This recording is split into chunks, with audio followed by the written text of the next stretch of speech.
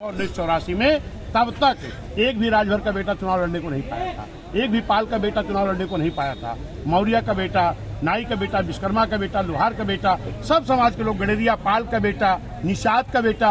ये तो धन्यवाद देता हूँ माननीय कांसी राम साहब को, माननीय बहन जी को, जिन्होंने एक बहुजन समाज पार्टी बनाई और एक नारा दिया कि जिसकी इतनी संख्या भारी उसकी उतनी हिस्सेदारी।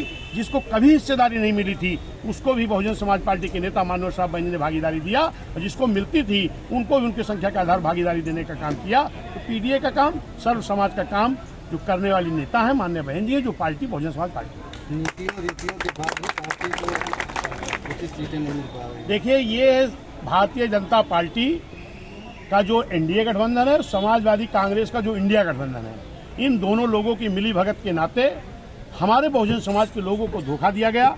चाहे वो 22 में दिया गया था पुरानी पेंशन के नाम पर, जबकि वो कुछ नहीं करने वाले हैं, ना इंडिया के लोग ना इंडिया के लोग, और इधर संविधान बचाने के नाम पर फिर एक धोखा दिया। हम वोट के बाद गांव में गए अपने लोगों के बीच में, हमने गांव में लोगों से पूछा कि भाई ये वोट क्यों कम हो गया, तो उन्होंने कहा साहब ये कांग्रेस और समाजवादी के लोग जो है ना, ये मुस्लिम समाज को डरवाते हैं कि अगर भाजपा आ गई तुम्हारा नुकसान हो जाएगा। अब की तो SC ST को भी डरवा दिया, कहा कि अगर भाजपा आ गई तुम्हारा संविधान बदल देगी। तो गांव में जाके कांग्रेस सपा के लोगों ने धोखा दिया कि जो आपके बच्चों को शिक्षा मिल रही संविधान के बल पर, जो आपको बच्चों को नौकरी मिल रही संविधान के बल पर, जो आपको मान सम्मान मिल रहा संविधान के बल पर, ये संविधान भाजपा बदल देगी। और भाजपा के एक सांसद हमारे अयोध्या के ही थे, उन्होंने बोला 272 चाहिए सरकार बनाने के लिए, 400 पार चाहिए संविधान बदलने के लिए। क्या भाजपा का नीचे से लेकर ऊपर तक कोई नेता बोला? ये मिली भगत उनकी है, और उसी को समाजवादी कांग्रेस लोगों ने कहा हम संविधान बचाएंगे, जबकि बाबा साहब ने इस संविधान को इतना मजबूत बनाया है कि इतनी आसानी से संविधान बदला नहीं जा सकता।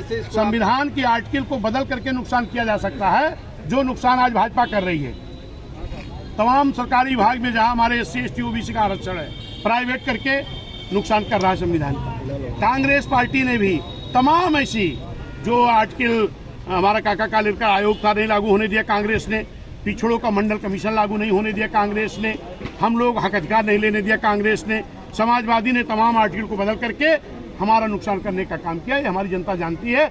अब बहुजन समाज पार्टी के लोग, सर समाज के लोग इंडिया गुमराह होने पर आने वाले नहीं है। कैसे आप इसको रोक पाएंगे, जबकि बसपा के लिए चुनाव ये तो आपको प्रमाण मिल गया है कटहरी के प्रथम से।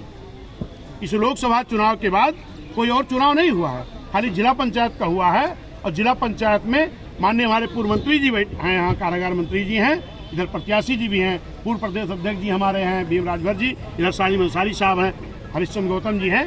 हम लोगों ने बहन जी से बात किया कि बहन जी ये जिला पंचायत में हम लोग टेस्ट लेना चाहते हैं कि जो ये इंडिया के लोगों ने जो हमारे लोग धोखा दिया, गुमराह किया है, ये उससे बच पाए कि नहीं। बहन जी का लड़ा के देखो, हम लोगों ने लड़ाया, इसी इंडिया गठबंधन की जमानत नहीं बची है। इसी कटहरी में, कटहरी प्रथम से भाजपा को मात्र 400 कुछ वोट मिला, समाजवादी को 4000 कुछ मिला, और बहुजन समाज पार्टी की जो प्रत्याशी थी डिम्पल गौतम, पत्नी अरविंद गौतम, उनको 4000 कुछ वोट मिला, और संयोग 8,000 कुछ मिला, 8,000 कुछ मिला। और सुनिए, कैंडिडेट 3 ही थे, एक इंडिया का, एक इंडिया का, एक BSP का।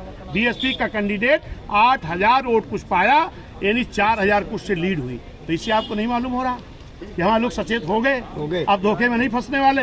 ये चाहे इतना गणित लगा ले, ये इंडिया के धोखे में बहुजन समाज आने वाला नहीं है। अब माननीय बहन जी को ये चुनाव जिता के संदेश देने का काम करेगा बहुजन समाज। आने वाले 27 में फिर से उत्तर प्रदेश कब्जा करने का काम करेगा, बहन जी को मुख्यमंत्री बनाने का काम करेगा। धन्यवाद, शुक्रिया।